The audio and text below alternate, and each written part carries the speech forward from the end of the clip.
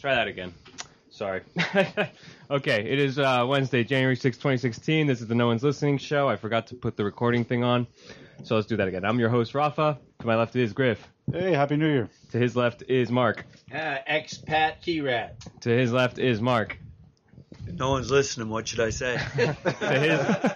To his left is Bobby. Yo, what's up? To his left is Theo. Hello. To his left is Santi. Heyo. And to his left is Luis and Juanpi. Just yell. What do you do? Mark, you don't think he's going to turn his mic up or speak into it or something? Oh, really? I'm not. You can't Is hear it me? clicked on? I can hear you. Okay. Oh, wait. Maybe I didn't click it. No, you clicked. Yeah, click that thing. Here, Hey, clicked. how am I there? All right. It's the day after the first show of the year. I hope you guys had a good New Year's. I hope all our listeners had a fun New Year's. Well, let's do weekend talk. What did you guys do for New Year's? My New Year's, this is Griff. Spent it at my mother's house, cooked some dinner, and then went to my mother-in-law's house, rang in the year, and went to sleep. I did too much partying the week before and overdid it, so I went to sleep early. Yeah, that's me. You, Mark, any adventures? I don't remember. Mark, too? Any adventures? Anything Yeah, we memorable this weekend? went to my sister's house where my parents and my sister's family have their annual stone crab dinner. Nice. And we went there to visit, but we went to Mike and Donna Rice's with Jane Morris, and Gail and I had our stone crab dinner with them. And after that, we went over to the beach to see the pups playing cornhole. Nice. Nice. Did your sister live on the key? Yes, Oh, I didn't know that. The pups, you say? the pups. The pups being our Mark's and my children. Where Mark used to be a pup, but now he's grown up. When he was a younger brother of my friend, now he's I'm not a pup anymore. the relationship and the ratio of age got closer and closer. Where you're plus you're smarter than me, so you can't be a pup. Bobby, tell us about I know you went out of town. I was in Georgia and just hanging out, terrorizing the property where we're at, and Hunting? for New Year's, nothing too crazy. Actually, I shot the last deer of 12/31/15, 5 p.m. But that's about it. Nice. You took your rifle up there, I right? took the cannon out there. Nice. Very cool. Theo? I like Mark, had a stone crab dinner at the Wallens. Lex and I went there, and little champers and stone crab. Way to ring in the new year. By the way, I didn't ask you guys, but you could tell me if you did something else during the weekend too, you know? But whatever. Santi? No, I was on the same alcoholic tip as Griff. My liver didn't manage to hack it all the way into the 31st. So I had kind of a somber New Year's, but it was definitely a memorable one. Cool. And me, we came out to this party in the studio here on Wednesday, and it was such a good time. We had so many people here. We were drinking these B&Bs, and I was laughing, and it was just Owl Battle came, and we jammed, and it was just a really good time. And so that was the 30th, and then the 31st I had heard of some things, but nothing was concrete, so I was like, I don't even care, and I kind of fell asleep. I woke up at 12:10. I was like, okay, it's 12:10. I should go look outside and send some Happy New Year texts, and then I fell back asleep. Hey, Ruff, what are B&Bs? B&Bs are bourbon and Benedictine. Wow. And Brandy and Benedictine. Oh, brandy? Brandy and Benedictine. Supposed to Well, be. we drink it with bourbon. A different B&B. That's okay. And this drink, it tastes pretty good, but what it really is good is that it gives you this buzz that has your mouth just smiling. You can't stop smiling with this drink. Knocks everybody out for New Year's. Yeah, that too.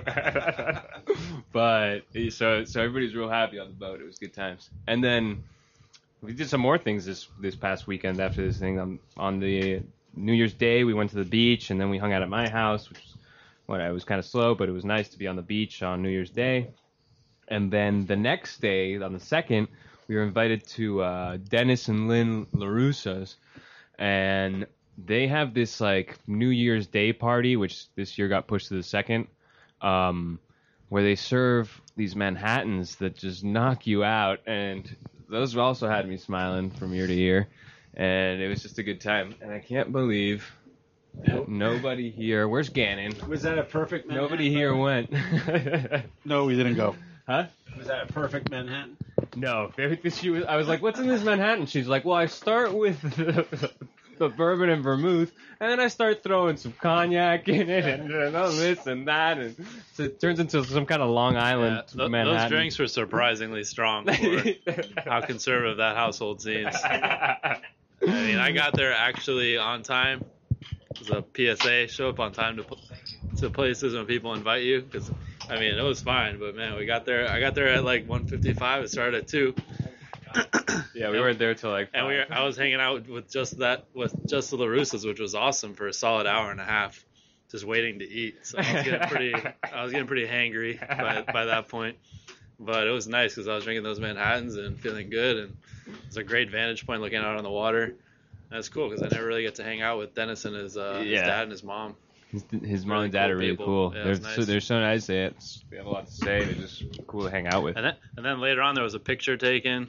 And I guess I left too early for that, and there was a card going around. Yeah. So, all around nice. Good time. Highly recommended. Everybody was invited, too. It wasn't an exclusive thing. Mm-hmm. So, next year, maybe we'll get some more people in there. Definitely. Less wine bottles getting knocked over, maybe. Yeah. That was me. Tisk, tisk. Oh, look at me. I'm not looking at you. All right. So, I guess that was the weekend. Music? You got some music on your mind? Music? What are you listening to? You want to do? What are you listening? Oh, where's that? You? Already? I thought that's Bling, cool. bling, bling. I have All right, I'll go first. I have a confession to make. I wish I was David Bowie. David Bowie, Thin White Duke, David Bowie. I love it. I can't get enough. And so I already recommended this song. It's called Station to Station. It's so good. And then I found a live version at the Budokan in Japan, and it's out of control.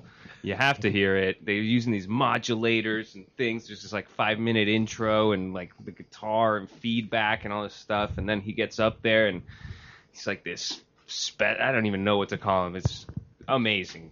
Love David Bowie. Station to Station is the song. Check it out. What I listened to this week was a band from the Bahamas, I have to say from the 70s, and it's called The Beginning of the End, and the song is called Funky Nassau. And it's amazing. It's great. As always, I always have the funk playing. So that's me. We have that on the radio, too. Great. That was a classic from the radio. Real funky. Yeah, I just realized that Jeff Lynne of Electric Light Orchestra has a fairly new album. It might not be that new to you, but was out in last year. And it's When I Was a Boy is the latest hit. And I've also been listening to War on Drugs. So hey. Trendy with this. Griff's a huge fan of Yellow, and I'll check that album out for sure just to see what's up. I don't know.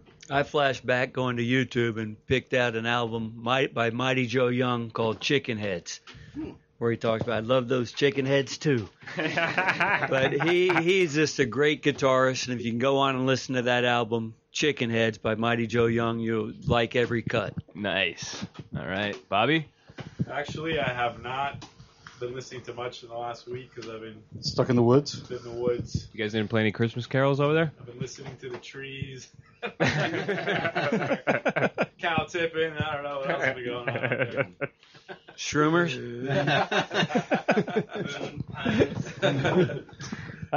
This week, it was announced LCD Soundsystem is playing at Coachella, so that inspired me. They're coming out with a new album this year, as well as going on tour after a 5-year hiatus. So I've been listening to Wash Yourself Clean. I'm going to recommend that one. Nice. This week I was kind of hitting the nostalgia, and this is Santiago, and I was listening to UB40, a great song from back in the day. Is that's not that well known as Food for Thought. You guys should check that one out. UB40, Food for Thought. Awesome. It's a classic, but not a well-known classic. Cool. That's what you're listening to. You guys have something or no?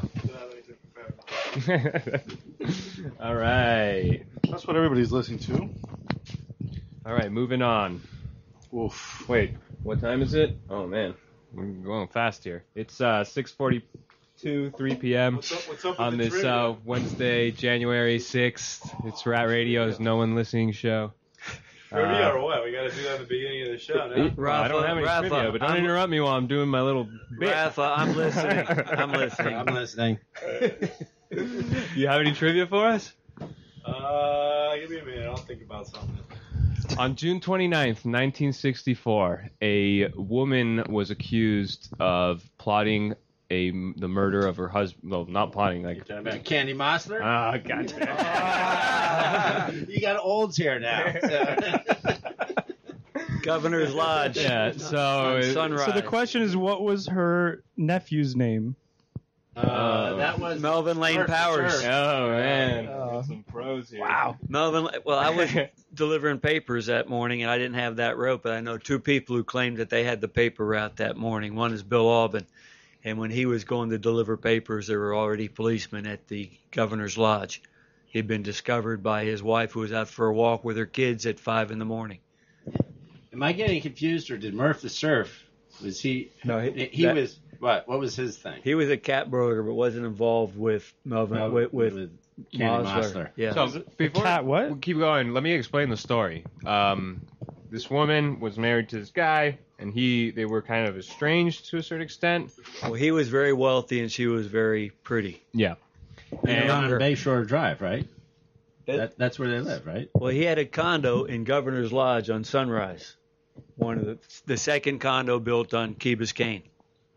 okay, and so he gets murdered, and then it turns out It's that good you guys have old guys here to fill you in on the facts. this guy gets murdered, and it turns out that the wife is having an affair with her nephew, and they had been going for a long time, and apparently the husband... Blood nephew? Yeah, Wow. and... That's another level. From So- Melvin Lane Powers, who was from Dallas, Texas. And so they're having this affair, and the husband apparently knew about it because they found some diaries that alluded to it, and then they found some letters from her to the nephew. And so they the motive was that she wanted to kill him because to get him out and to take his money, and that the nephew was the actual killer. And all this stuff happened, and then it went to trial, and there was a bunch of evidence, but the defense argued well, and they were acquitted. Oh, who was the defense lawyer? Oh, F. Lee Bailey. F. Lee Bailey. Now, the other thing is, Melvin Lane Powers, some of the evidence that they had were airplane tickets that he had flown from Dallas to Miami that night, and he departed from Miami that the morning of the murder. Oh, my So he was God. here less than 24 hours. Right. That's like clear cut, right? Wow. Trivia question. What book did F. Lee Bailey write that had nothing to do with law or this case? Oh. So if anybody has the answer, It's call. 305-361-8557. That's 305-361-8557. Call or text. And you will win? You beer. win a beer, a bloody car. A bloody getaway car. Okay. So let's move on to. How was Jack Mosler murdered? He was stabbed a bazillion times, yeah. And then hit over the head with like an ashtray or something. That's rough. Yeah. I think it was in the Bayshore house, though, wasn't it? No, that was another That was rich another. guy. That was another rich okay. That guy. was a house on 17th 17th. in Yeah. South Bayshore, the beautiful Coral House. Right. Oh, yeah. But that wife is in prison. And she was cuckoo. They Which just is nuts. had her try to come up for parole like last year. I remember there's a big article about it. The Nighter. Oh yeah, she was on Hit or what Switch or with that show when women go crazy and kill their husbands. Oh, right. Yeah. Lifetime. My wife's favorite show. I hope to see you again, Mark. All right, moving on. Talk of the town. Oof, it's going to be a long one. Okay, so what do we want to start with? Should we start off with the big news? No, we're not starting with the No. big news. All We'll right. start off with the passing of Jim Taintor. Yeah. Jim Taintor, vice mayor, longtime 4th of July committee member with some of us here. Passed Commodore. away yesterday. Past Commodore of the Key Biscayne Yacht Club. Overall, great guy. Passed away yesterday from complications from cancer, is the thing. Do you guys want to... Mark, did you know him well? Or do either of you guys know him well? I didn't know him that well. I know him well enough that he did not share his lobster condo GPS spots with anybody. And if anyone was on his boat with him and they pulled out their GPS, he would be really pissed. All right, well, there's a service for him Friday at 10 a.m. at St. Christopher's by the Sea. If you knew him, pass by. Solidarity. Yeah. Theo, you knew him somewhat, right? Yeah, I mean, we were on council together, and yeah, I mean, I think for me the thing about Jim was he was committed. When I was contemplating running for council, I met with him and I asked him, what was his approach, and he told me that he didn't want to be beholden to anyone, so he didn't take any money, and his solution to getting elected was to be the most committed guy. And that meant standing rain or shine on the corner of Harbor and Crandon starting October 1st for all the way until the day of the election on November 2nd or 3rd or whatever it is. And he did it both times with commitment and conviction. And, I think it in many ways that was Jim.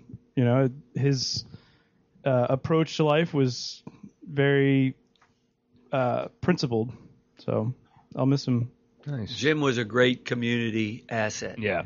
And the fact that he did serve in many functions to help the community. But I've got an interesting story. It's a funny story. When 4th of July parade, his job was the corner of where he used to campaign, but it's Crandon and Harbor.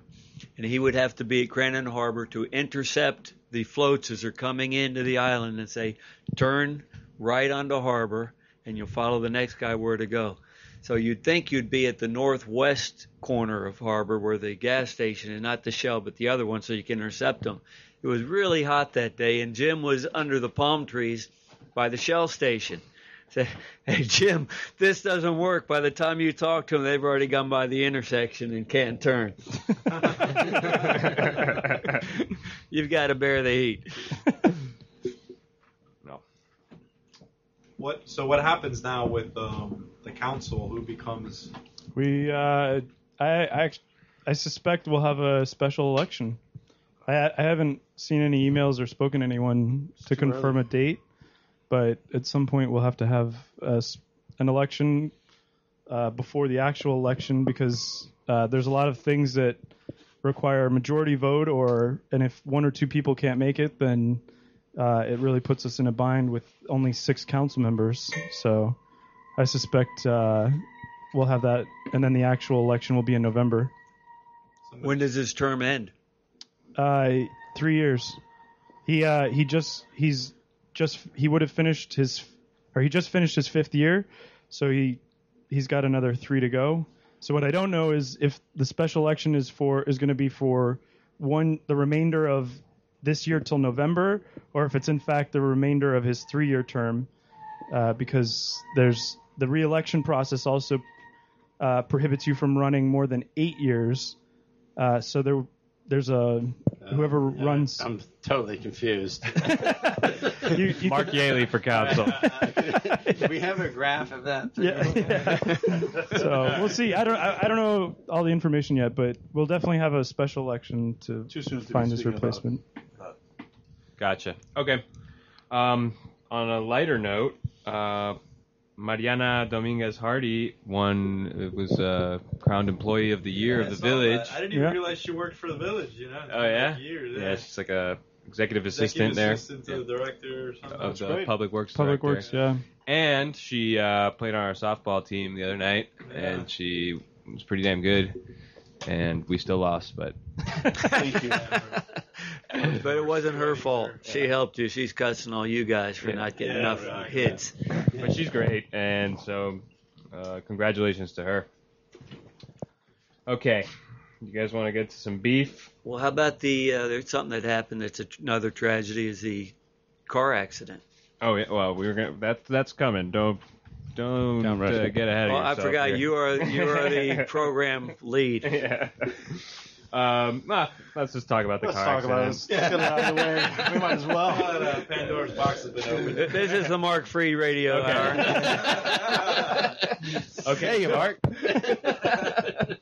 So, Rob, tell us what happened. On January 1st, at around 7 a.m., there was a car crash on Harbor Drive at around 700 Harbor Drive. And there was 3 people in the car, a passenger in the back seat, Daniela Benavides San Miguel. She was 18 years old. She died during the crash. And then the driver, Isaias Medina, and the passenger, Matthew Saldana, went to the ICU, but I think they're both out already. They were both 17. And, DUI is suspected. Definitely speed is 100% for sure. They must have been going like 100 miles per hour. They were in a Porsche. And, that's what happened. I mean, there's so many things to talk about. I mean, why is a 17-year-old driving a Porsche? He can't even handle it. And then he's going 100, and then he's coming back from a party at, 7 a.m. Any comments? I have some more, I guess. One of the things that I heard when we were at softball from a friend of ours, it was kind of hearsay, but he said that the girl wasn't even good friends with these guys. She was just at the party that they were coming back from, and she needed a ride home. And so it showed like a little news clip. One of the passenger in the car. They interviewed him on Channel 7, I think it was, when leaving the church, and he's like, I just met the girl that night or something like that. Man. Yeah, That's horrible news. I can't even believe he spoke. But So, comments. well, what can you say? I mean, there's, Let's start with who gives a Porsche to a 17-year-old. Yeah. on New Year's, On New Year's, and I heard also maybe that the parents were out of town. that also the guy driving didn't really drink, so he wasn't a big drinker. But I guess he had the need for speed, and he did it at the wrong place, wrong time. And for those that have driven Porsches, know that the tail sometimes whips. So that's probably a probability that happened. Obviously, going over 80 miles an hour. Yeah. Horrible news. hit like 3 trees on a lamppost before crashing into a gate. 30-mile-an-hour zone. Is all Yeah. I gotta say. I took a run by there and looked at the scene, and there were no skid marks. Maybe it's anti-lock brakes, but you could see the tires in one area of grass, then where a mahogany tree was gone, tire tracks and dig out in the next part of grass, driveway, another mahogany tree down. The next tree had a big scar in it where it had taken a lot of the bark off. They missed that because it was the biggest tree. And then another tree down, and then the mailbox at the person's house that was down. Did it roll over? Probably. Right? No, it did not. It probably was hauling butt. And, There's a picture of it if you I go. saw the car. I just didn't know if it Yeah. like rolled over and then in a spot. But like, hauling butt, that little area is like that little turn. There's like a little turn there. You take that, you hit one of those little bumps, and woof, you're already in the air. It's sad 80 because miles an hour. it's bad news and another bad reputation for Key Biscayne residents driving drunk early in the morning, and it just makes it bad news for everybody here on the island. Here's the irony of it is that car crashed in front of the house where the kid who hit the bicyclist and was just for DUI, and he was just sentenced to, I think, 2 years. 2 years. Right across the street from him. Wow. Yeah. Lessons to be learned. I mean, I feel like this never happened to us in any of the cars that we had on Key Biscayne going anywhere. That is a good thing. They didn't make it out of the driveway. I mean, it's a matter of if they would have all inches. survived, it'd be different. I mean, for me, I just can't imagine. the thing I don't understand is that it's so avoidable. Like even 5 years ago, 2 years ago, the stigma around taxis, the problems with taking a cab or finding one, and now with Uber and Lyft, it's like, why? Inexcusable. Why? I just don't. And even you got to know, like, it's New Year's Eve. you don't be driving. You don't drive around. At Yeah, all I mean, maybe at midnight it's hard to get an Uber and it's expensive, but at 7 in the morning, you're gonna get one, and it's not that not that expensive. Walk home. I mean, Do their prices vary on demand? Yeah, they surge price so that it New was Year's really Eve it went up to expensive. 10 times the normal route I think it amount. was way more than that. I saw like $300. Yeah, you could. But I bet at 7 in the morning it probably. Yeah, at 7 in the morning it's it's already back to where it pretty was. much calmed down. Yeah, I mean that. I mean, just bad news. And I mean, I don't know. You blame the kid, you blame the parents. Blame the kid. You shouldn't have been driving. You blame the kid. Kid doesn't know any You better. shouldn't have been Well, driving you at shouldn't that have been speed. driving 80 miles an hour on the key, sober, drunk, whatever the heck. Don't matter. There's no excuse for that. Because there's a bunch of people usually walking there too. I mean, imagine she took out a whole family as well. Walking down that sidewalk right there. Humongous tragedy. 7 in the morning, 8 in the morning at the house. It was his car. Of course it was. It was his car. Apparently his mother had gifted it to him. But also Affluenza. affluenza.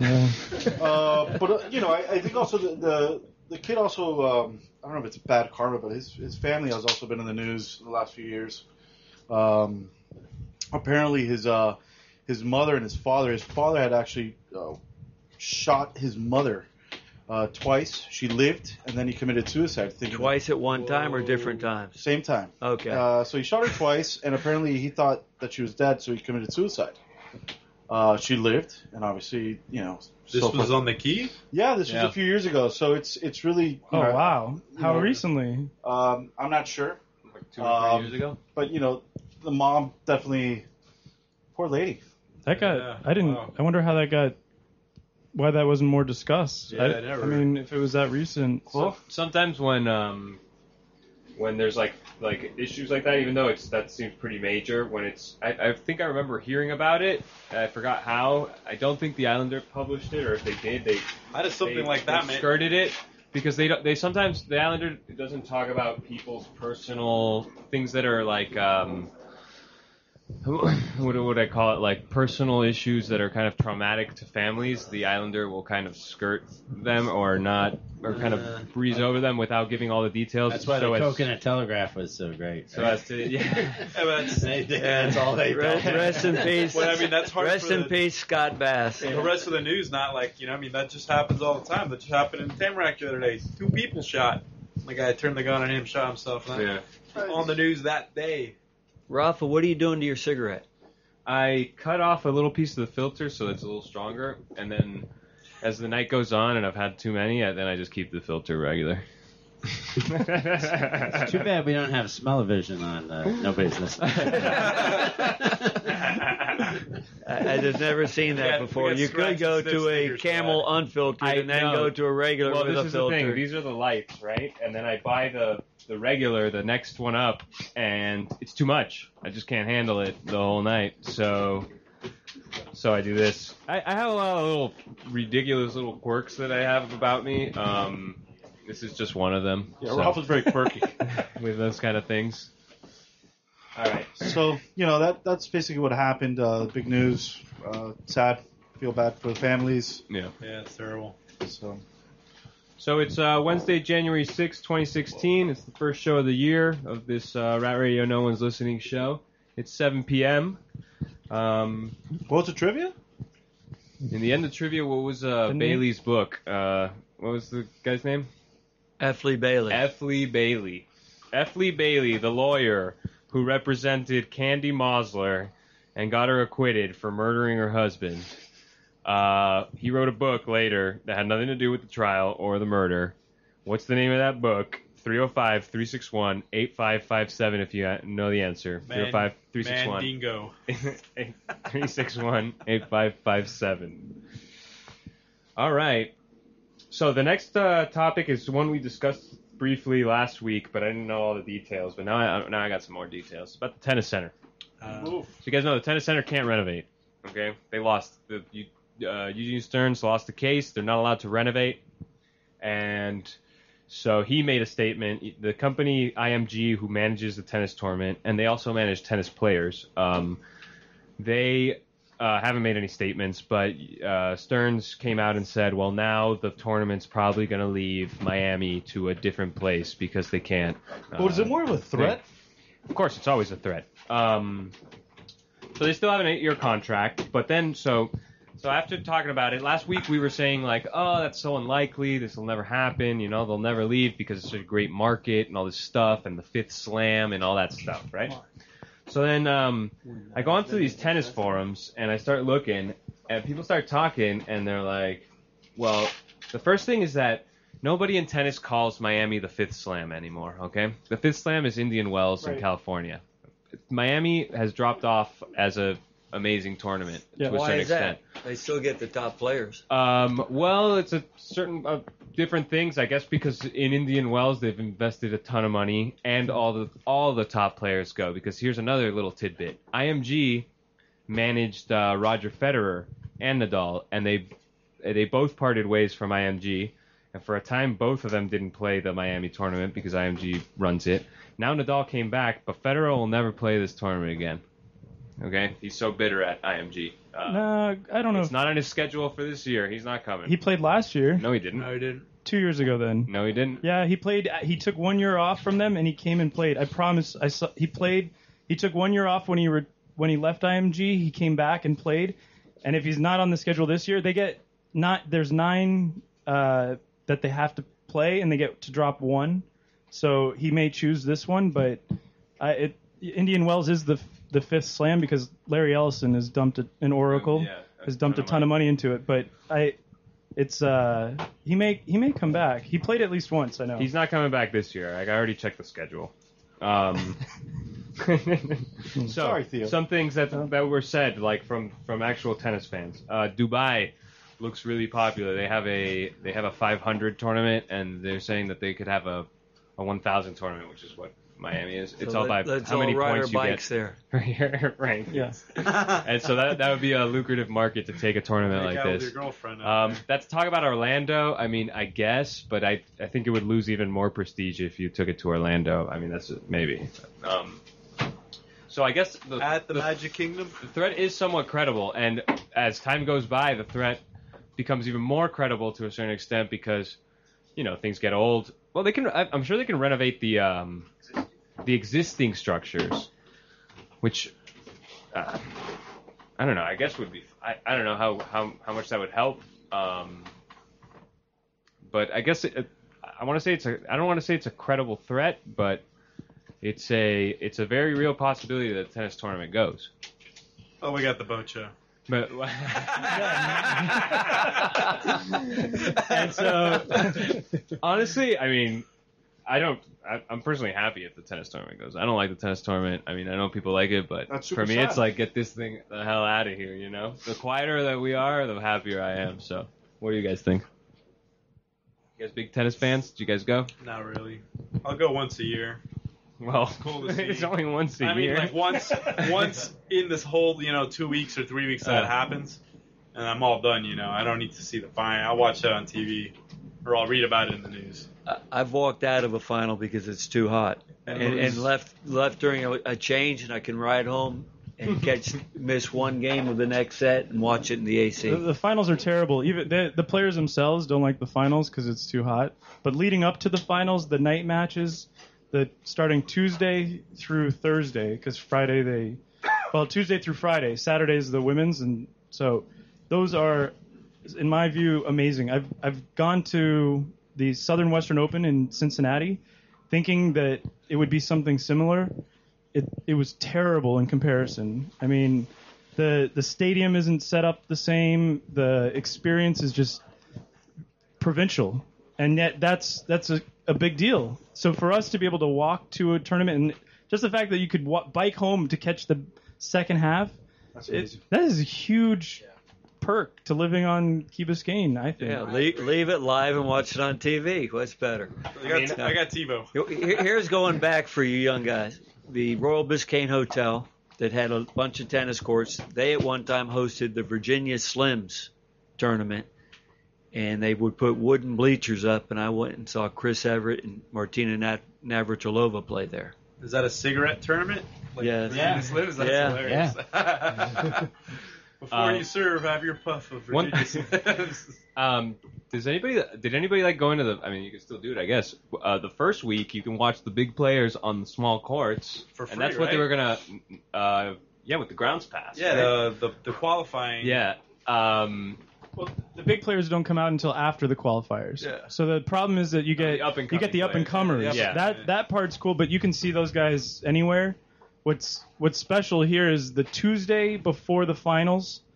It's kind of the Sweet 16, so you have to have 8 matches in one day, and they only have one night match. So that means you end up with 7 amazing day matches, and it's a Tuesday, so nobody goes.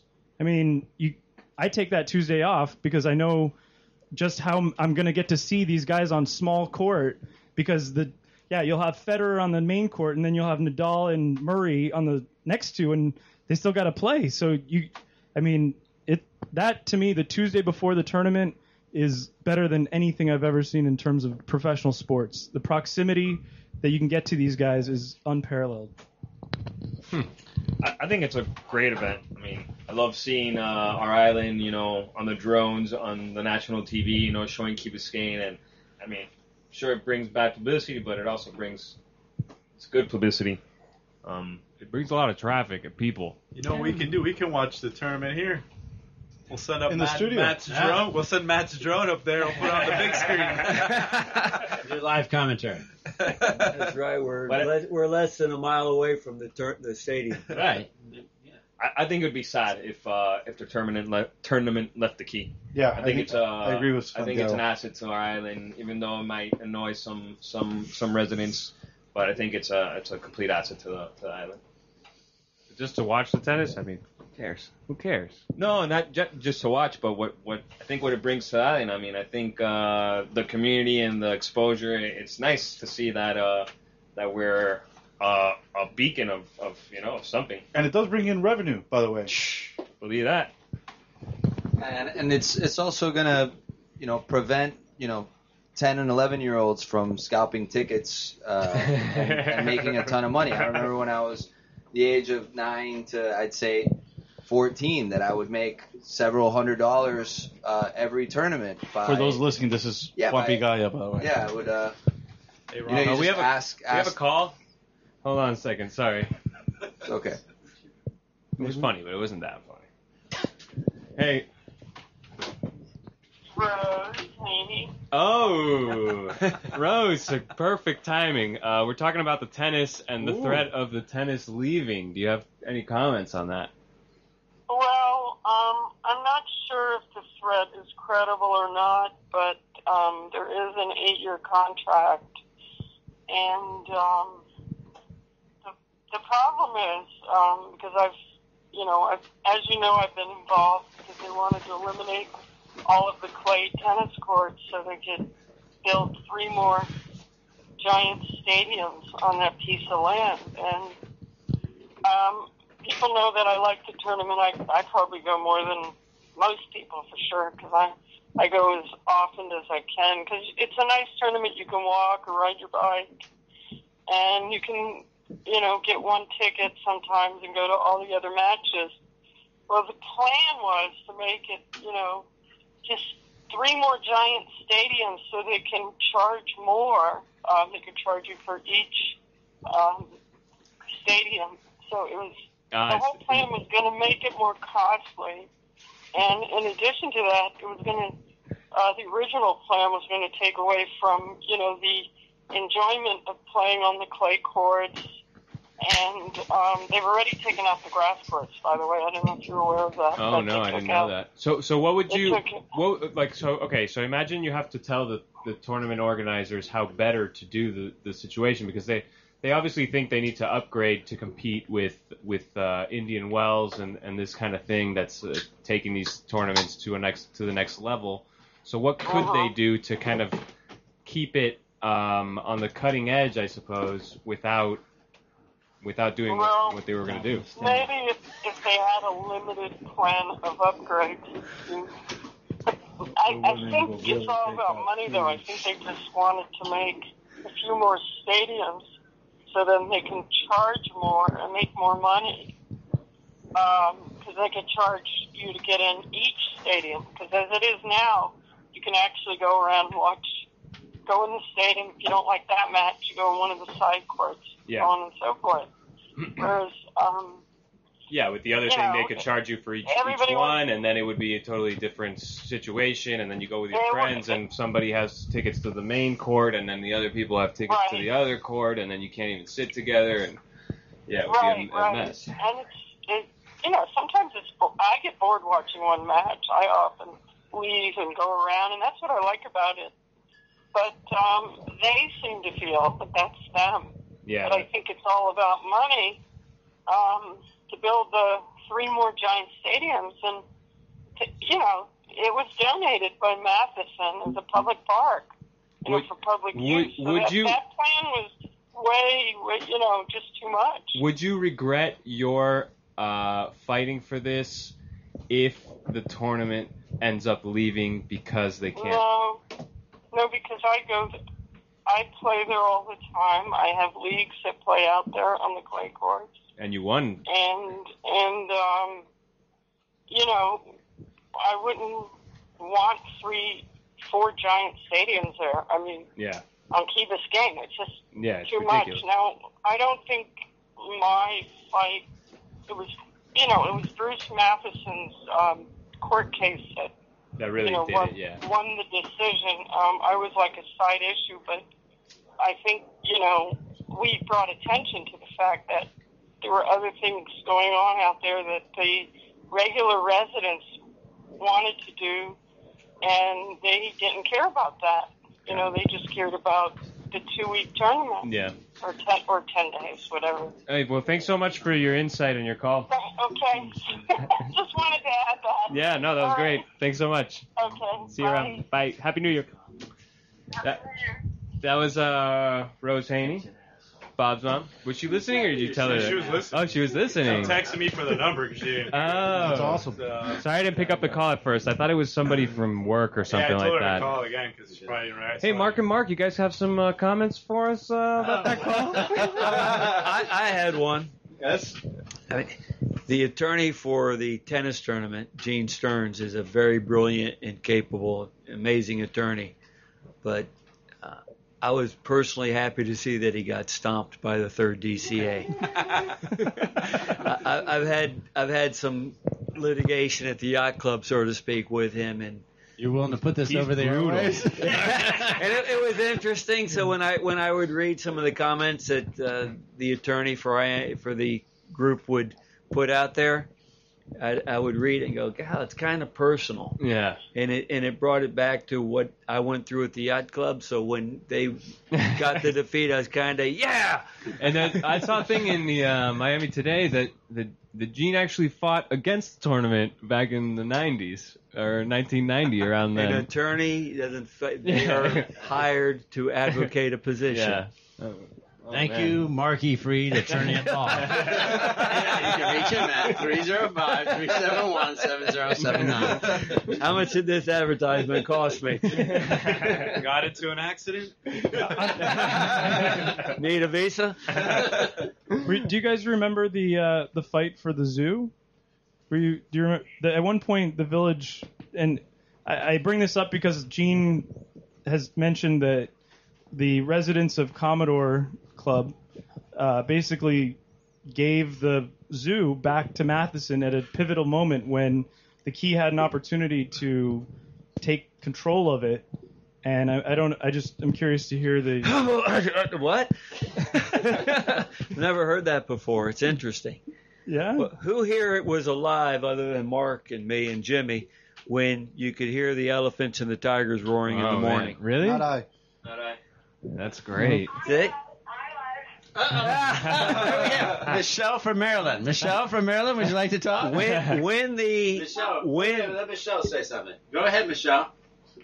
Well, I could just call, but anyways, yes, I was alive and I was in Holiday Colony. Don't you remember, honey, the frogs on the golf course? I do, anyway. We need to share that right now. Michelle, that was not a frog. That was. Okay, honey. I thought that was very nice what everybody said about Jimmy and Taintor.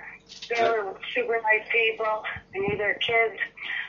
And, yes, he's wonderful. So is his wife and his kids. So that's all. Thank you very much. Thank you. Thank you. Oh, that's it? Okay. That's it. That's it. I'm putting you back on mute. When? I was looking up the name for the Bailey book, and I thought, darn, if I can find it on the No, internet. nobody's going to get this one. I'll have to answer it.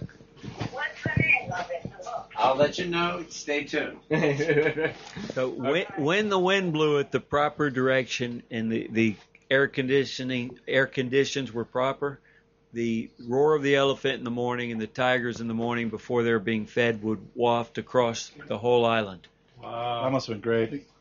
Was it good or was it annoying? No, it was neat. You'd be 6 in the morning, 5:30 in the morning, you hear the roar come across. That's cool. Wow. What they were saying was, let me out of this small cage. Wow. What year did they go away? 1970. That was a trivia question one time. It was like 1973. I think they moved the zoo. Okay. So it is 7:18 p.m. on this January 6, 2016. It's the No One's Listening show, Rat Radio. And the next piece of news is that the Key Ride is going.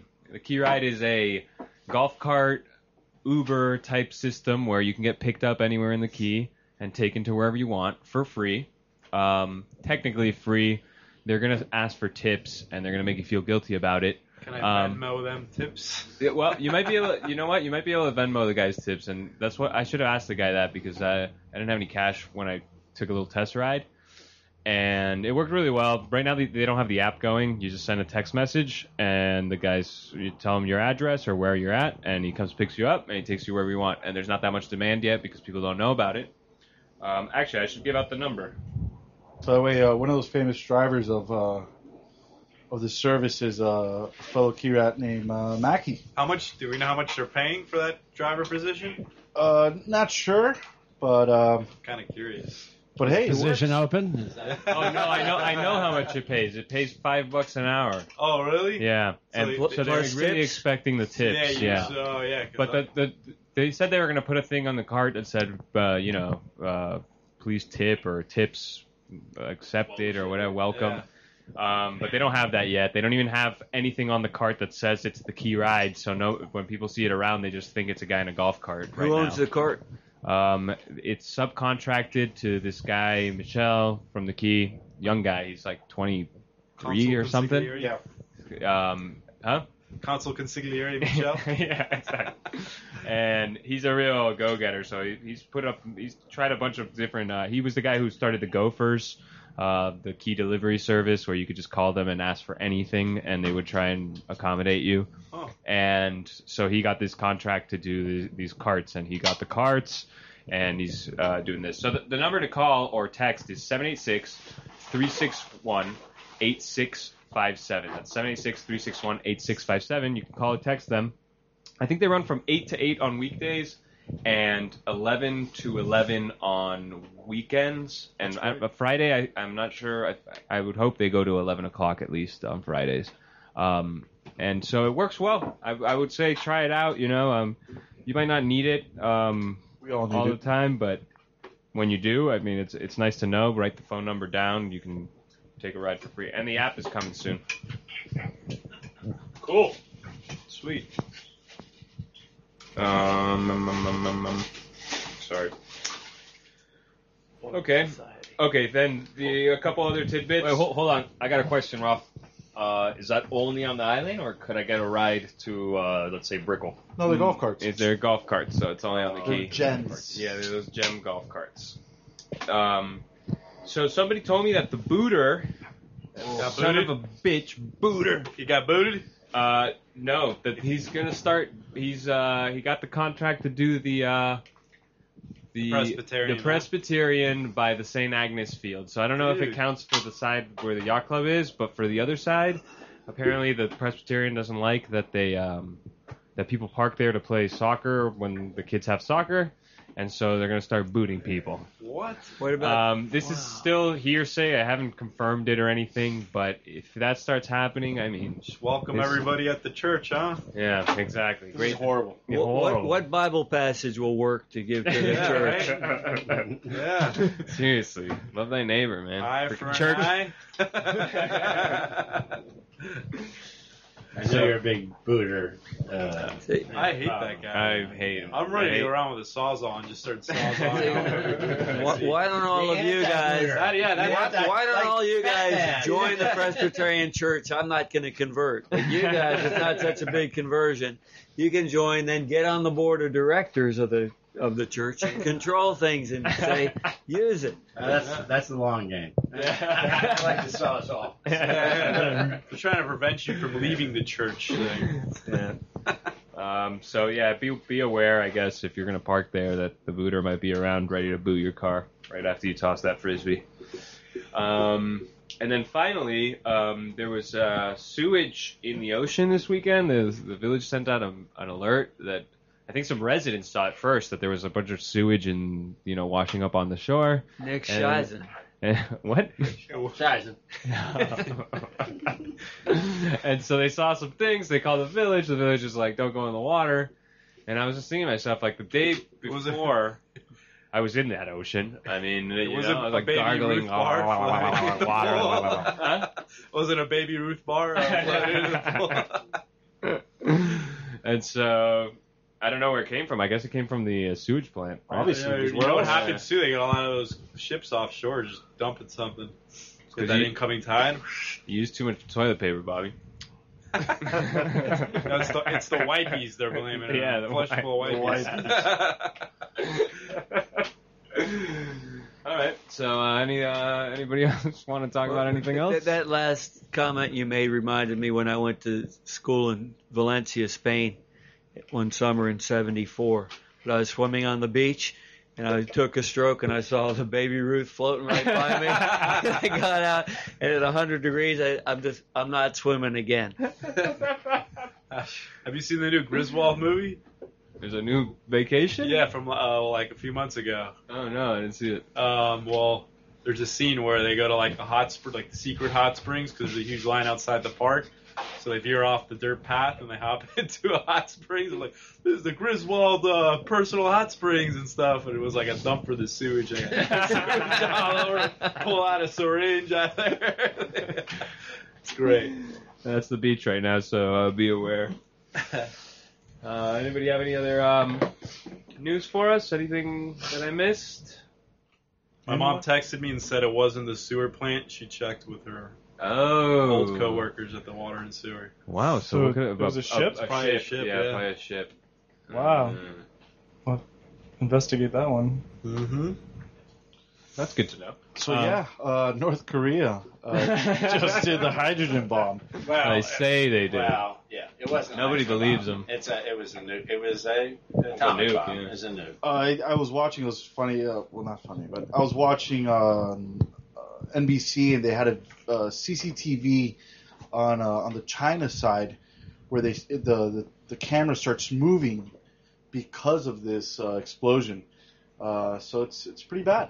I mean, It was like 5.0 on the Richter scale, and this is in line. This would be the fourth bomb that the North Koreans have exploded, which means that they might be perfecting their nuclear bombs, but it's not a hydrogen bomb. It's way too small. It's like 10,000 tons TNT. Very Where small. would they detonate? It's smaller this? than In the water first- or underground. It was underwater. It's the explosion was smaller than the little boy explosion That's right. in Hiroshima. Quite a bit smaller, actually. Yeah.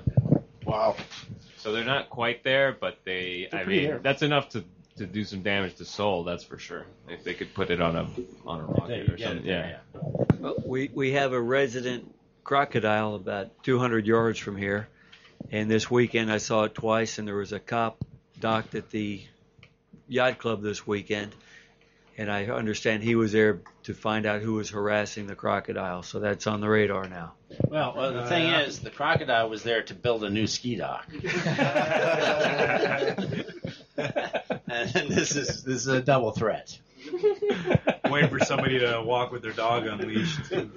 Oh, one thing I didn't mention is that the Calusa Club is having a scavenger hunt next Friday. The Calusa Club is us, me, Gannon, G-Man, Griff, Grant, and others, Derek, and others. Can you give us any details? Because I saw it, but I didn't get any flavor for it. So this is what it is. We meet at the Beach Club at 7:30 p.m. And you come with your team, which hopefully you register beforehand, because if not, it's going to be a real pain in my ass to figure out what's going on. But teams of 5, and you get a golf cart. You find yourself a golf cart. You come with your golf cart and your team of 5, or less if you want. And I provide you this list, and I was making the list today. It's going to be so good, guys. It's going to be so good of objectives. And then we go off everybody leaves for an hour and a half or so, trying to meet all these objectives. And the objectives are basically like take a picture with this in front of this landmark, or with these rare things that you're going to have a hard time finding, or some will be easy, some will be very hard. And then we all come back and we tally up. Each objective is rated by difficulty and given a point, a certain number of points, and that'll be on the list, so you know to go for the hard ones or the easy ones, whichever you want. And then we all come back, and it's a party at the Beach Club.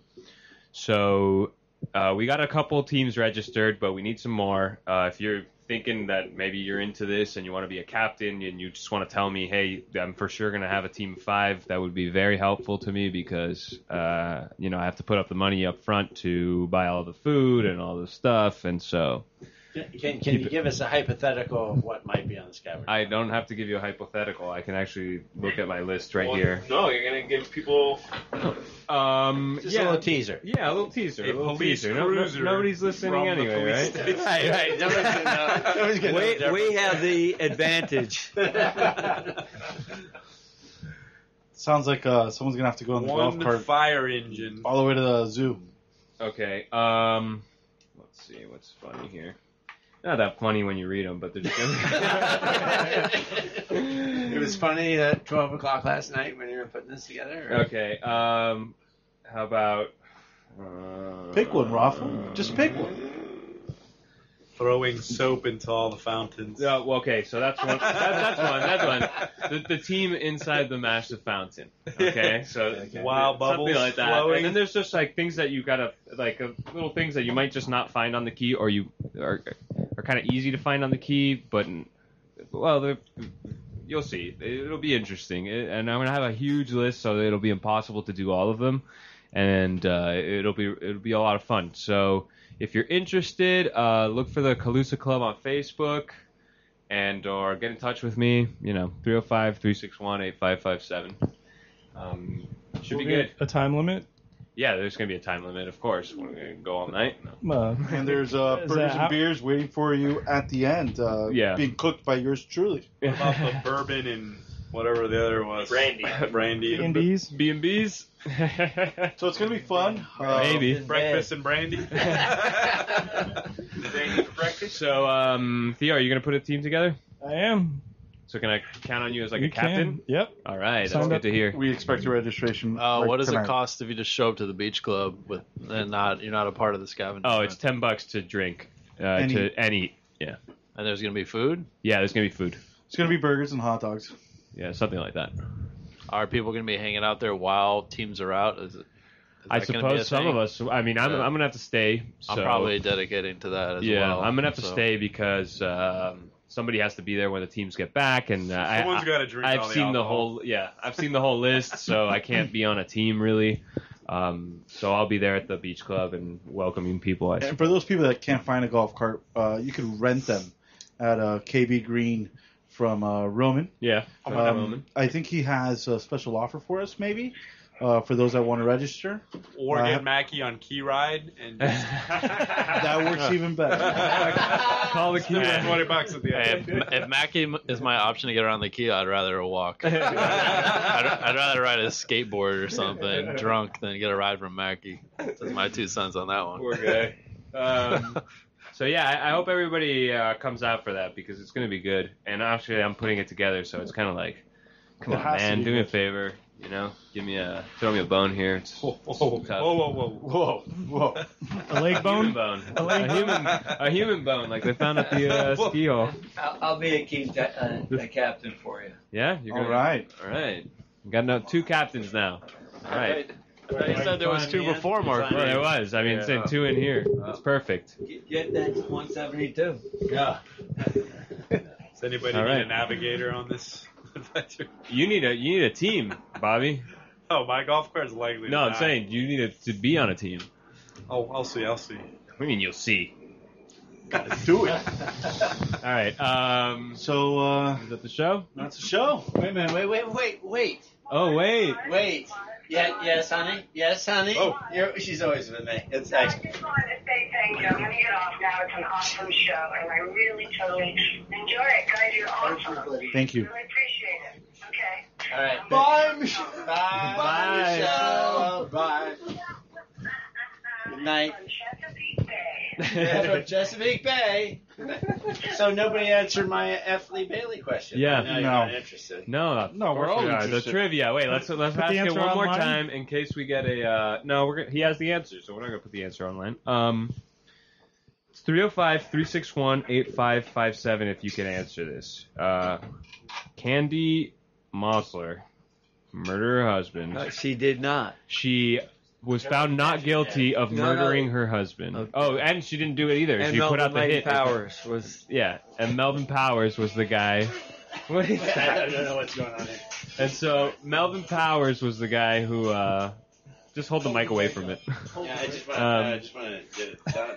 Hold on, technical difficulty. Okay, so Candy Marvin Mosler Gaye right there. was accused of getting her nephew/lover to murder her husband back in 1964. She was acquitted. She had a defense attorney named F. Lee Bailey. Correct. That's an interesting. He later wrote a book. Right. He wrote Which a lot had- of books. he but Oh, this book was completely off subject, had nothing to do with the trial, with him being a trial attorney, with the Mosler case. He wrote books about all that stuff. okay. But this was completely off nothing to do with it. And he what showed up on the Today Show to promote it.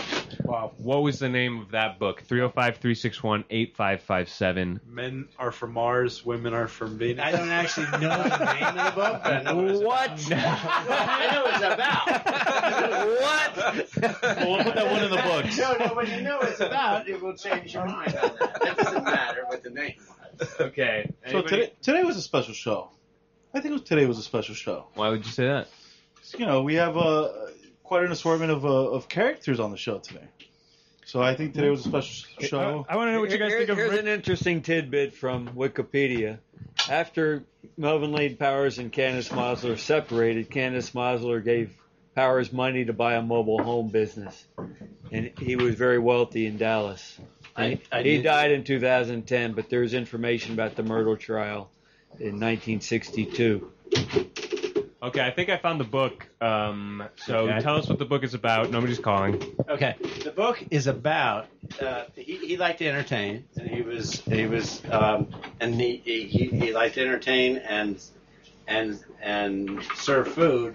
But his favorite food was soup, so he made a book about soup.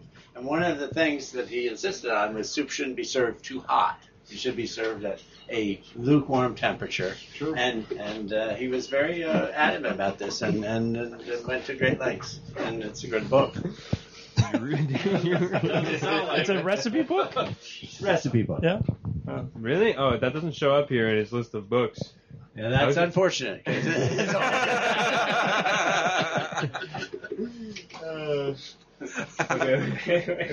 See, Google doesn't answer everything. Actually, that's lost to the ages. Hold on. Maybe when I put that in. No. Oh. All of F. Lee Bailey's fabulous recipes, such as best-selling cookbooks. There you go. There it is. His soups are fantastic. And so are his biscuits and muffin recipes. Really? It says that? Yes. Lee Bailey's The Way I Cook. If it's the same Lee Bailey as F. Lee Bailey. Are you sure? There's another Lee Bailey here with like 27 cookbooks. Okay, well, that is the show. Oh, that's a great little piece of kit. We'll talk about that some other time. That is the show. Thank you for tuning in. Go to Facebook, Rat Radio. Go to ratradio.net. Check us out. We are almost 100% on having the music back on daily. So keep an eye out for that or an ear out for that. And thank you for listening. Yeah, come to the Scavenger Hunt. Look that up. Calusa Club Scavenger Hunt. Give me a call, 305-364-8557. Everybody say goodbye. Goodbye. Toodles.